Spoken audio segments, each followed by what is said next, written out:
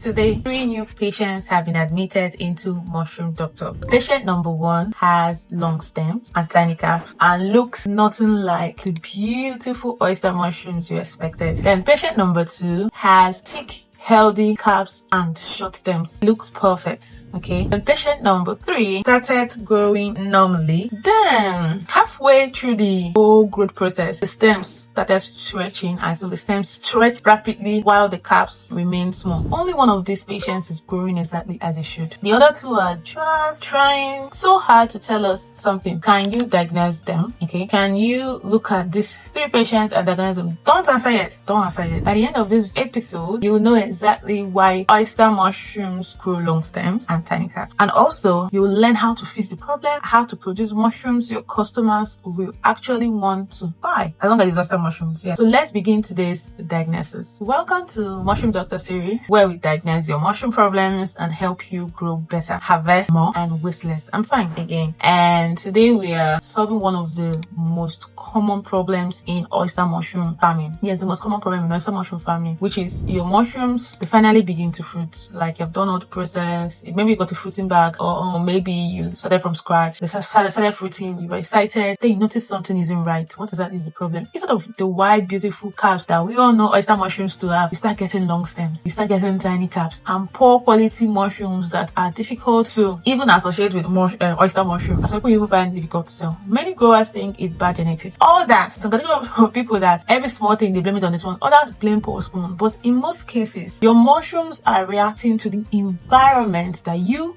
have created. So let's examine the evidence that we have right in front of us in this particular episode of Mushroom Doctor. Before we diagnose unhealthy mushrooms, we need to actually understand what healthy mushrooms look like. Because if you don't understand what you're supposed to be looking out for, what are you looking out for? I wonder. A healthy oyster mushroom has 3 important characteristics. First one is that it has a broad, well-opened cap. The cap should be the largest part of the mushroom because that's what most customers want. Okay? If they wanted something else, they're maybe going for a different type of oyster, different type of mushroom that's not oyster. Secondly, it should have a short, thick stem. Alright, the stem supports the mushroom, but it shouldn't be longer than the cap itself. When stems become very long, something is usually wrong. For oyster mushroom, don't get me wrong, I'm not talking about any type of other mushroom, I'm talking about oyster. The third characteristic is that they have uniform growth. Most mushrooms in a cluster, I'm talking about a cluster, not 2 different clusters on one fruiting bag. No, a cluster should grow at roughly the same rate. Okay, if a few mushrooms shoot upwards while others remain tiny, then that means your growing condition may not really be stable, and it needs to be looked into. So healthy mushrooms don't just look attractive, they also weigh better, they also store better, especially when you harvest before it starts releasing spores. Store better after harvest, and you can usually sell for higher price. So whenever you notice long stems, you notice tiny caps, don't ask, please, so how do I make the caps bigger? Instead, what you should be asking is, why is my mushroom growing this particular way? Yes, that should be your question. So that's the question we're going to answer today. Again, let's first of all even understand why mushrooms stretch. So for us to understand this, I need you to imagine yourself as a mushroom. You are growing inside a forest. Your mission in this life is simple: produce spores and spread your species. You're not here to hustle or anything, just produce spores and spread your species as a mushroom. But then suddenly you find yourself surrounded by stale air, carbon dioxide begins building around you. What do you think you are? See, this is like the only thing you have been told to do. Automatically, a natural response is that you have to find a way to fulfill your purpose, and your natural response is to stretch upwards, searching for fresh air. That's exactly what oyster mushrooms do. Long stems aren't random. They're not just something that just boom. As long as it's oyster mushroom that we're talking about, so they're a survival strategy. When carbon dioxide levels become too high, the mushroom keeps extending its stems, trying to reach an environment with more oxygen and better airflow. Unfortunately, I'm trying to explain why it has long stem and tiny caps. Unfortunately, while all the energy goes into it stretching its stem, less energy is available for it to develop a large cap, so that it looks like all regular oyster mushroom that you see. That's why you often see long stems paired with tiny caps.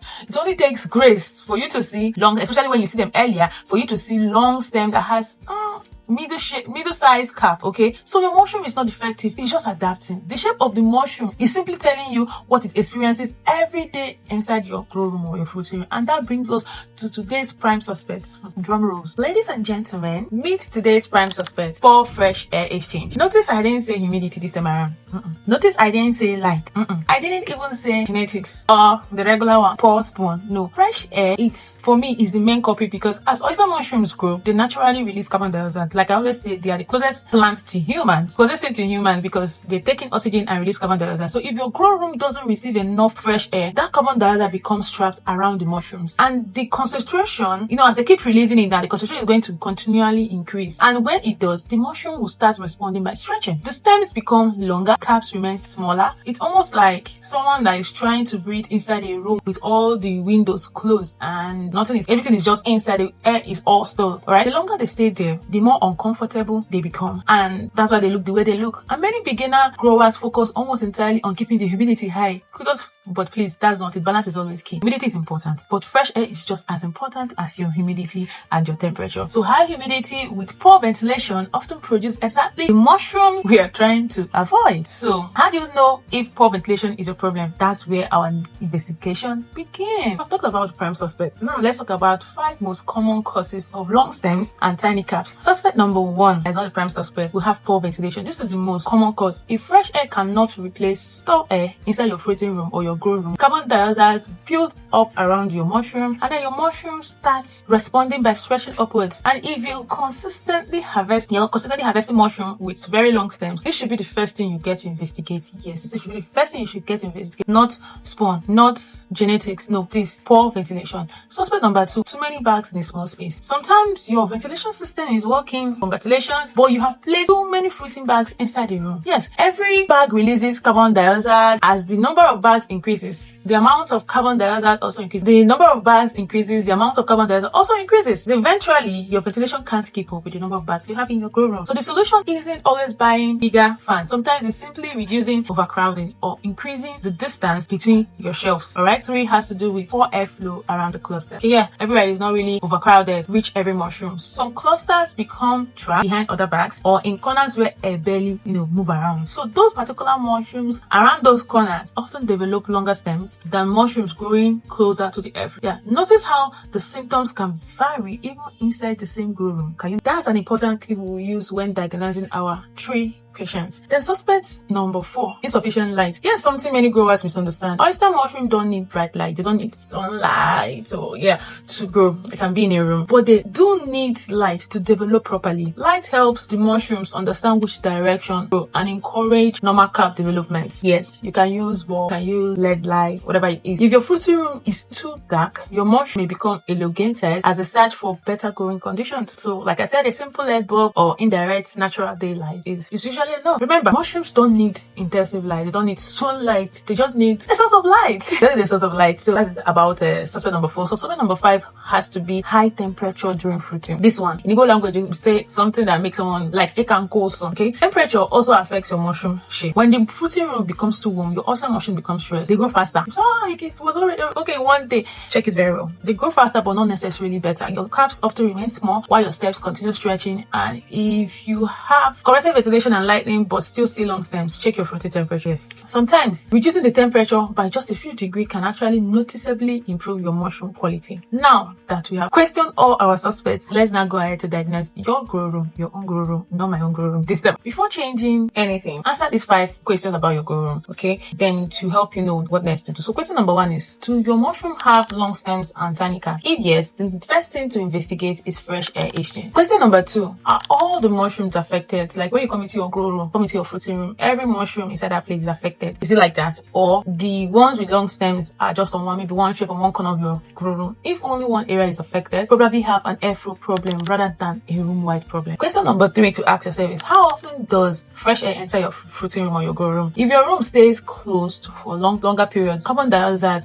levels can rise quickly because bag A is breathing out carbon dioxide, bag B is breathing out bag C, all of them like that. Okay, so you need to know. Then question number 4 is, can you comfortably read a newspaper inside your grow room without using a flashlight? And the time I'm talking about is at the brightest time of the day. So if you cannot, I wonder how it's going to be when it's not the brightest day. So your mushroom may not be receiving enough light for healthy cap development if it's dark. Okay, then the question number 5 is, has the weather recently become hotter? That's something you need to ask yourself, because seasonal temperature changes can affect your mushroom shape even when everything else remains the same. Everything else is fine. That's why it's always good to have this thermal hygrometer in your space if you're serious about growing mushroom as a business. business, whether it's a side business or a main business. Okay, now, so let's return to the main purpose where we even came here in the first place, our 3 patients. All right, so patient number 1, long stems, tiny calves, healthy color, no contamination. So what is our diagnosis? So our diagnosis would be poor fresh air exchange. The mushrooms were just stretching to escape carbon dioxide buildup. So what's the treatment for this patient? Number 1, increase the fresh air entering the fruiting room several times each day while maintaining proper humidity. Yes, that's the treatment for patient number 1. Patient number 2. Patient number 2 has short stems, wide carb, even growth on the line. So what's the diagnosis for this particular patient? Perfect growing condition. Okay, this is exactly what healthy oyster mushroom should look like. If it doesn't look like this, I don't know again. No, those treatment is required. Or this is sweet. This is just sweet patient. But it's not even the patient. It's not supposed to be here. In fact, madam, be going. Patient number 3. The first flush looked good. The second flush suddenly developed long stems. What do we think is wrong? I'll give you a minute to think it in your head. What do you think is wrong? Yeah, so if you said seasonal heat, then you're right. Seasonal heat reduce the air quality inside the room, increasing carbon dioxide around the mushroom. So that's why the first flush was good. The second flush started having issues. So what's the treatments for this particular patient? Improve ventilation during hotter periods and monitor temperature more closely. So what's the lesson? Don't blame genetics. Don't blame poor spawns before checking your environment. That's what I want to take away from this video. If you don't take away anything, take away this particular one. So how do we fix long stems and tiny calves? Like more like a summary aside these our 3 patients that we looked at. First, increase fresh air exchange. This is usually the biggest improvement you can make. Second, avoid overcrowding your fruiting room. Okay, give mushroom clusters enough space for air to circulate and the carbon dioxide to leave. Thirdly, provide gentle, consistent light. Okay, then fourth, monitor temperature, especially during hot afternoons. That's when you really know how hot your grow room or your fruiting room, hot afternoons. And finally, observe your mushrooms, if possible, every single day. You're more like plant mom, okay, or like plant dad. You have to take care of your kids, to take care of so yes, observe. So because healthy mushrooms tell you when your conditions are right, and unhealthy mushrooms tell you what needs to change. So if you're not coming around to take a look at them, you'll not be able to see those signs and be able to read those signals. Okay, so today's diagnosis is teaching us an important lesson. What's an important lesson? The important lesson is that your mushrooms are always communicating with you. That's why you have to be aware. Okay, know what it's supposed to look like, so you're able to know when something is wrong. All right, long stems, tiny calves, uneven clusters, these aren't random problems. They are messages. You should be able to take those messages and read meanings into it. The sooner you understand what your mushrooms are saying, the sooner you can correct the environment and improve your harvest. That's it. So if this episode has helped you diagnose your mushroom, give it a thumbs up, yeah, and subscribe to the channel. All right, and next time we'll be diagnosing another problem that costs growers money every season. So that would be why oyster mushroom caps turn yellow, brown, or dry around the edge, and how to fix it. Okay, so until then, keep learning, keep growing, harvest more, waste less, and remember at Mushroom Doctor episodes, every symptom has a diagnosis, and every diagnosis brings you one step closer to a healthier harvest. All right, so till then, bye.